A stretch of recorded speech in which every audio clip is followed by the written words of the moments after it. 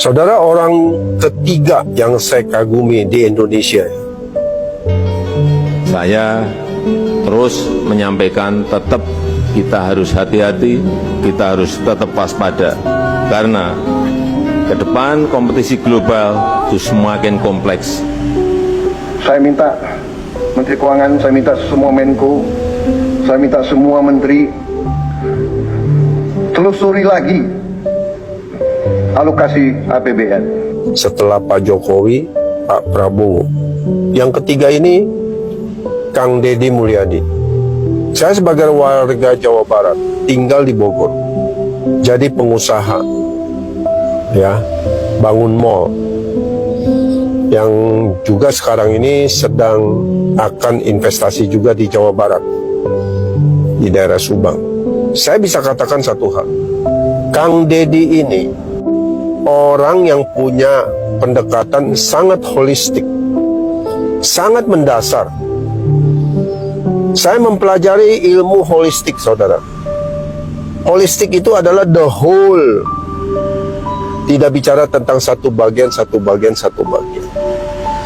Saudara bisa bayangkan, ketika seorang Deddy Mulyadi bicara. Ini kan kita punya lembaga baru tentang kehalalan. Kan kita ini halal ini berkutat pada dalil syar'i.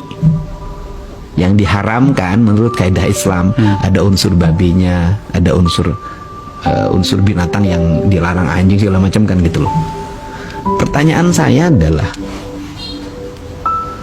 kalau makanan dikonsumsi sama anak-anak kita dalam setiap hari zat pewarnaannya melebihi ambang batas, gulanya melebihi ambang batas, kenapa tidak dikatakan haram?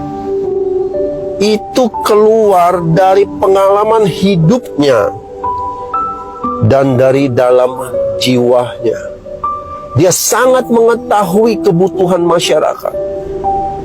Oleh sebab itu saya tidak heran kalau Kang Deddy Mulyadi ini besok entah kapan ya, apakah 2029 jadi wakil presiden atau bahkan jadi RI 1, saya nggak tahu.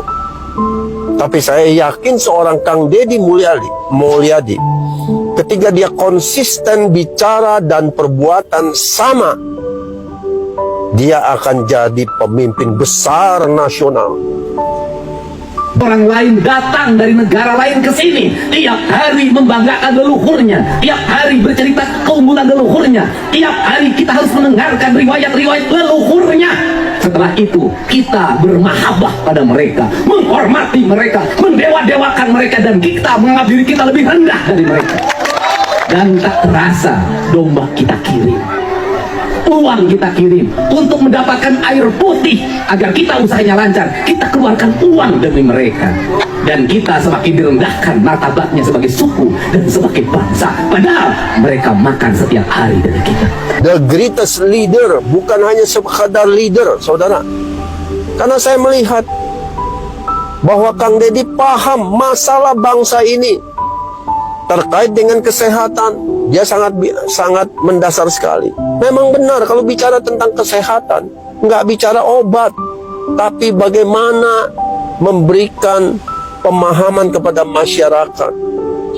Berapa besar APBN yang dihabiskan untuk orang yang sakit? Kenapa tidak pendekatannya kepada preventif promotif?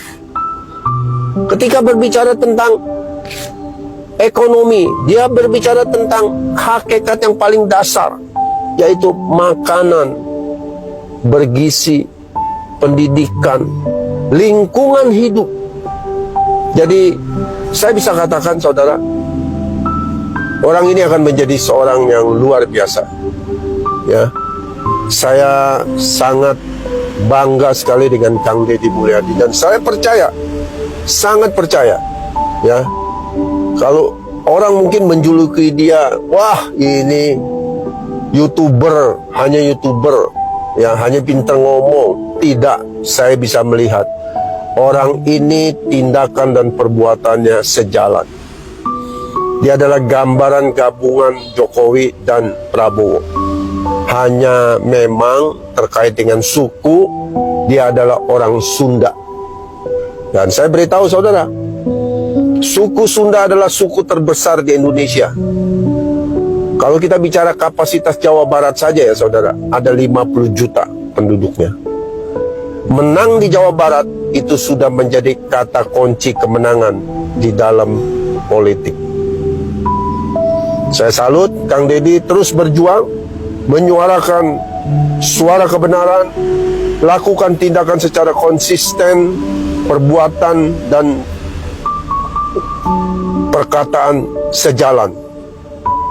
Insya Allah Kang Deddy akan dimuliakan oleh Subhanahu wa Ta'ala. God bless you all.